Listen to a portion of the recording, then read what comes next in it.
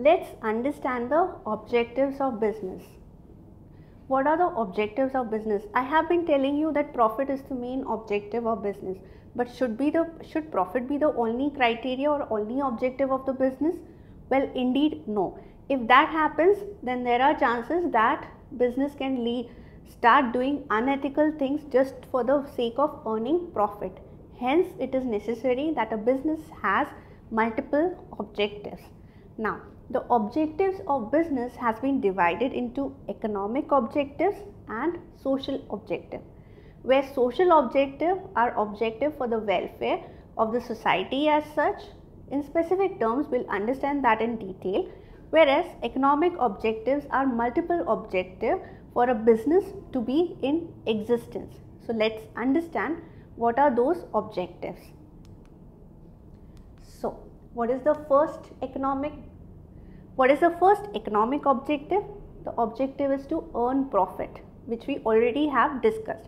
See, profit earning is the main and the foremost important objective of business. Without profits, the business cannot survive, and hence it is necessary that whenever you are selling anything or whenever you are providing any services, the revenue which you are earning from that, it should exceed the cost which you incur from selling those products or those services.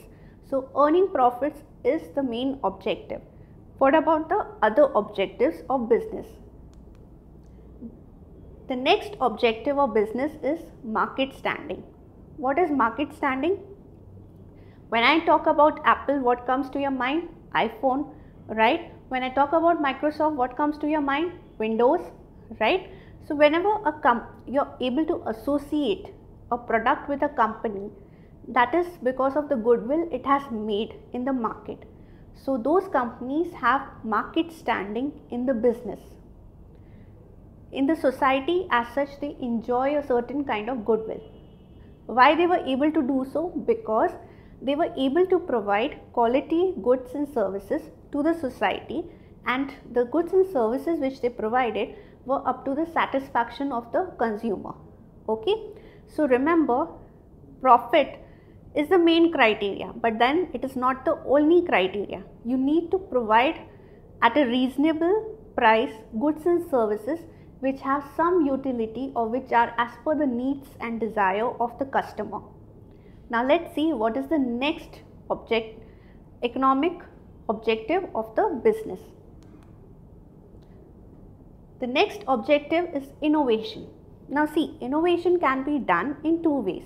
Innovation can be in terms of goods and services which have been supplied in the market by the company, or innovation can be in the method in which the goods and services are supplied.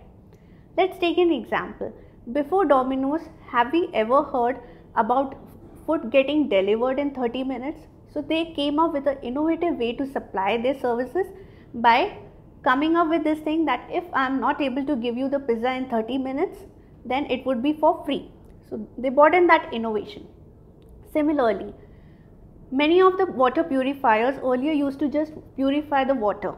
Now you are aware, if you are in any northern part of India, that the water, apart from having impurities, also is hard water. So it is not sweet water when we drink it. So other purifiers came up with this innovative product, which was a purifier which could soften this hard water and you could get a normal sweet water to drink. Okay, so this was an innovation which they came up. Now the recent innovation which Google is doing and working hard on it is a car without a driver. So a car can drive without a driver and you just have to sit in the back seat. So this is an innovative product which they are coming up with. So always remember, the business will be able to thrive in the market only when it keeps on innovating with its product which it's supplying or the services it is providing, or it is innovating in terms of the method or the way in which these goods or services are supplied. Now let's understand what is the third objective of business. The next objective is physical and financial resources. Now a business to be in existence would be using physical and financial resources. So it would be, for example, if it's a cement company, it would be requiring the raw materials which would be extracted. Similarly for petrol, if I need to make petrol, I need oil as a resource, so I am using the physical resources. Similarly, I will be also using financial resources for my business, and it is necessary that I am using those resources and I am justifying the use of it.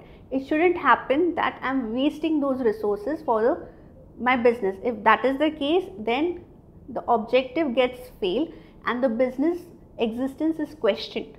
Okay, so it is necessary that the financial and the physical resources which you are using in the business, they have been used properly without any issues. You are not wasting those resources for your own benefit. Now, what is the next objective of business? The next economic objective is productivity.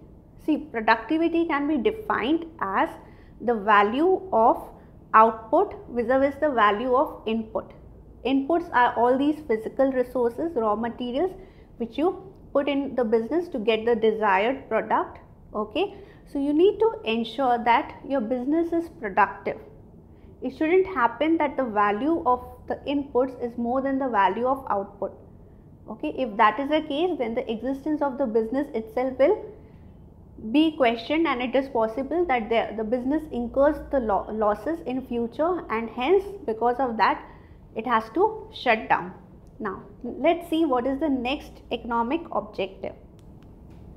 The next objective is managers development. See, a business cannot be a one-man army show. You need to hire managers at various levels. Okay, they are the people who run the business on your behalf. They manage the resources for you and they ensure that the goods and services are provided at reasonable cost and they are quality goods and services. So when they are managing different resources, they form an important part of your business. Hence, it is necessary that various training programs are taken for the development of these managers. You need to ensure that constantly they are provided training, they are motivated enough to be part of the business, and hence managers development becomes a economic objective of business. Now let's see what is the next objective. Workers' performance and attitude. See, apart from managers, another important resource is the human resource. These are the workers which are working and doing the production for you. Okay, hence it becomes necessary that when you are running a business, the workers' welfare is ensured and you are giving them a proper treatment. Okay, so it should not be that the business is exploiting the rights of the workers. In fact, the objective here should be that the workers are given a proper salary or proper wages and they are provided the requisite protection gears which are required for production or in the industry in which they are working. Okay, so it is necessary that the workers are given the protection, they are given the right wages, and this is also one of the important objective of business. Now we have done with the economic objective. So let's see what are the social objectives which a business should fulfill. The first objective, that is the social objective which a business should fulfill, is supply of quality goods. When I am saying quality goods, see, I am charging a price to a consumer. When I am supplying as a business person, I am supplying any kind of goods or services, I am charging them. So it shouldn't happen that just for the sake of earning profits, which is the major objective of business, I end up supplying substandard goods to them. If that happens, at some point of time, earlier or later, the existence of business comes into a threat. Okay, and there are chances the business will have to be closed down. Hence, it is necessary that as a social objective, the business provides quality goods to the consumers. What is the next social objective? The second objective is avoidance of unfair trade practices. See, for a business to be in existence, one of the important objectives is it should not resort to any unfair trade practices. It should not, let's say for example, you are in a country and where wheat is the most important food grain which we eat. Okay, suppose there is a shortage of wheat because of crop failure. So an unfair trade practice would be when the dealers or the wholesalers start hoarding that wheat so as to earn more profit by supplying them or selling them to the consumers at higher price. So that would be an unfair trade practice.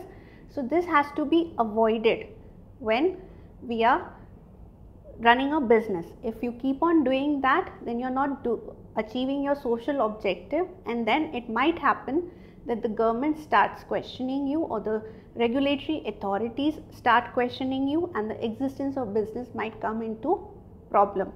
Let's see what is the next social objective of business.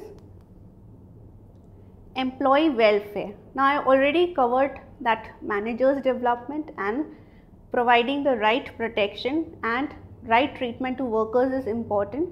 Apart from that, the other employees have to be given proper training, given motivation to work for your business.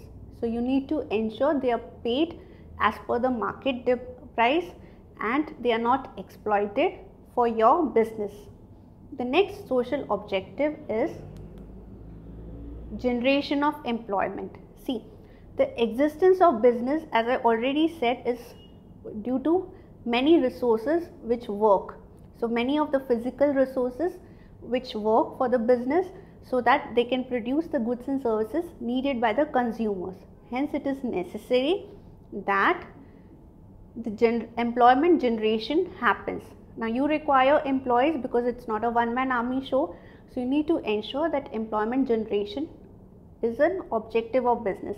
Business provides that employment and it keeps on giving those services to the society as such. Now because of the production of goods and services which are required by consumers, in order to produce that we would require employees and hence we would recruit them, and that is one of the objective of business and it is a social objective.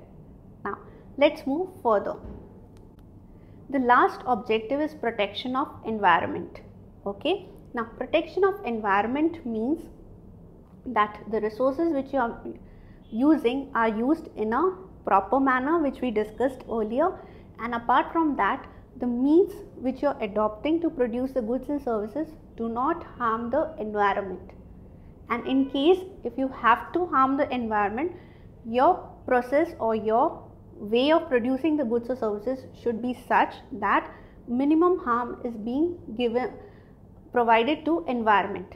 Also remember that it is important that the environment is protected as far as possible. This is important for the existence of human beings as such. If we keep on harming the environment, for example, Coca-Cola was in news some years back because of the depletion of the water table wherever it had come up with its plant. You would have read that in newspapers. Okay, so in Kerala, Chennai, they had this issue that wherever they come up with a factory, because of the tons of water which they were extracting, there was a depletion in the water table in those areas. Okay, so this was in one way they were harming the environment, and the result was that the water depletion, the water table has come down significantly and there is a scarcity of water in those areas. Now remember, this relates to the question mark on the existence of the business, and many governments in various countries have now started telling Coca-Cola and companies like that to wind up their business or not to set up their factories. Hence it becomes important as a business that when you are setting up the business, you are ensuring protection of environment.